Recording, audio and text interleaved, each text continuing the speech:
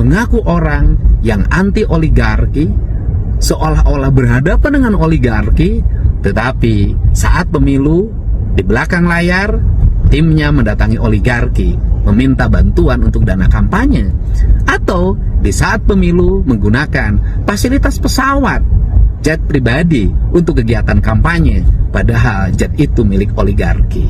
Hidup lebih baik apa adanya dibanding dengan penuh kepura-puraan.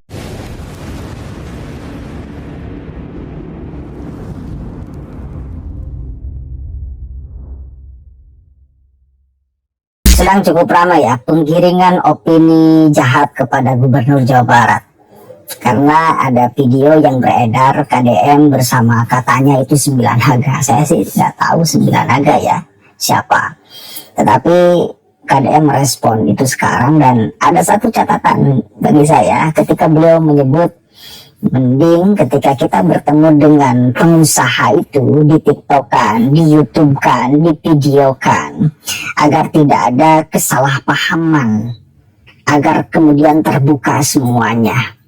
Ya, daripada ngomongnya anti oligark, kampanye kemana-mana anti oligark, tetapi di belakang layar dia minta bantuan oligark. Ketika kampanye kemana-mana naik jet pribadi milik oligark. Saya jadi ingat dulu itu ketika Pilpres ada yang cukup ramai Pak Anies Baswedan kemana-mana naik jet pribadi. Pertanyaannya, punya siapa itu jet pribadinya? Kan sok parantasnya Pak Anies dan pendukungnya itu yang berkampanye kemana-mana anti oligark, anti oligark, anti oligark. Kan begitu ya. Nasdem itu klarifikasi ketika rame, oh itu Anies bermewah-mewahan dan lain sebagainya. Nasdem klarifikasi, apa katanya? Apa salahnya bila ada orang baik yang meminjamkan jet pribadi untuk efisiensi waktu? Pertanyaan kita, masuk akal nggak? Di saat momentum kampanye lalu ada orang baik yang meminjamkan pesawat untuk kampanye. Atau memang ada kontrak politik bersama oligark. Coba nih kita lihat dulu sama wallahu a'lam ini maksudnya kepada Anies atau siapa, tapi yang jelas kata kuncinya jet pribadi. Dan jet pribadi sempat ramai ketika kemarin dipakai oleh Anies kampanye ke mana-mana ya. Ini coba dengar statement KDM. Saat ini ada stigma yang diarahkan bahwa saya dibiayai oleh oligarki, disponsori oleh oligarki. Hal itu dihubungkan dengan adanya foto dan kegiatan Pak Agwan CS. Saat ini ada stigma yang diarahkan bahwa saya dibiayai oleh oligarki, disponsori oleh oligarki.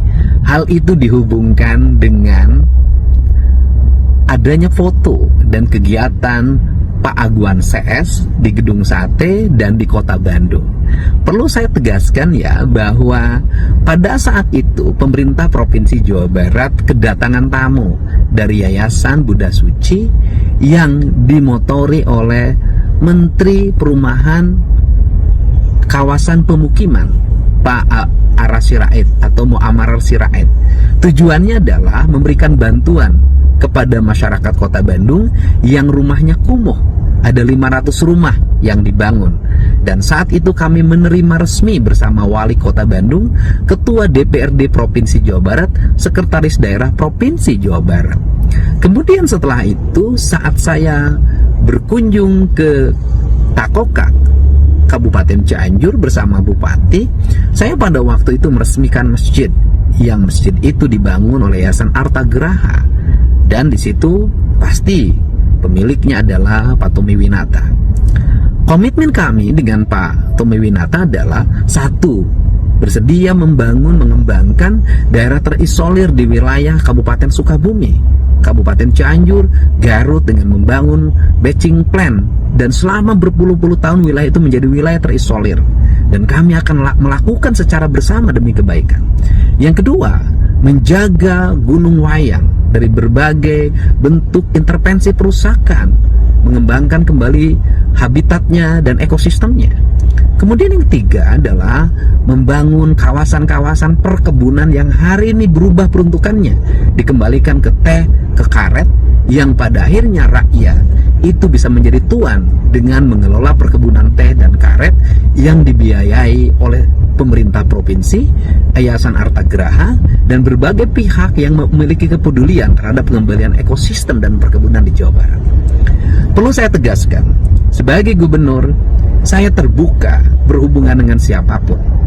Sebagai gubernur, saya terbuka terhadap dunia usaha, selama dunia usahanya adalah dunia usaha yang legal, tidak merugikan masyarakat, membayar pajak dengan baik, kemudian melahirkan regulasi tumbuhnya lapangan kerja, dan dilakukan secara terbuka.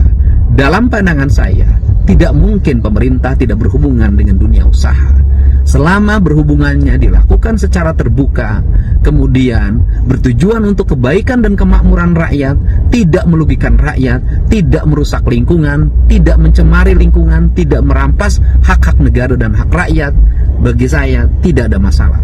Lebih baik jadi pemimpin yang melakukan hubungan dengan kalangan pengusaha, di YouTube-kan, di TikTok-kan, di IG-kan, dilihat di media sosial secara terbuka apa yang dilakukan, dibanding dengan mengaku orang yang anti oligarki, seolah-olah berhadapan dengan oligarki, tetapi saat pemilu di belakang layar timnya mendatangi oligarki meminta bantuan untuk dana kampanye, atau di saat pemilu menggunakan fasilitas pesawat jet pribadi untuk kegiatan kampanye, padahal jet itu milik oligarki.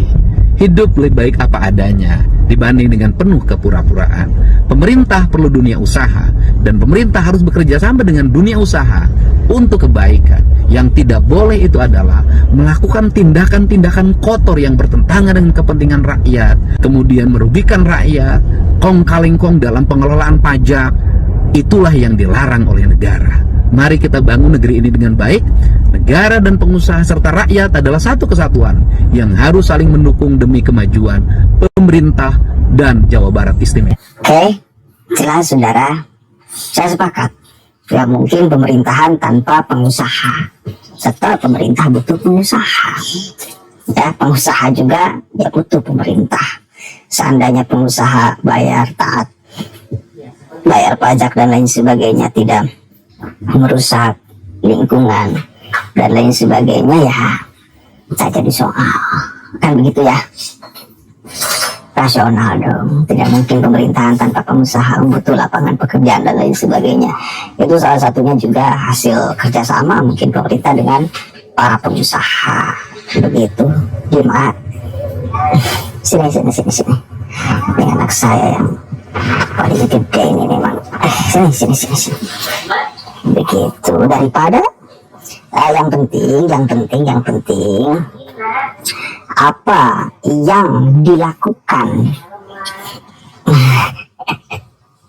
oleh pemerintah dengan pengusaha itu terbuka, publik mengetahui, masyarakat mengetahui, daripada sok anti oligark tetapi pada faktanya itu kong kali kong di belakangnya dengan oligark, kan begitu, bener gak? Dadah dulu ke Pak Deddy. Pak Deddy.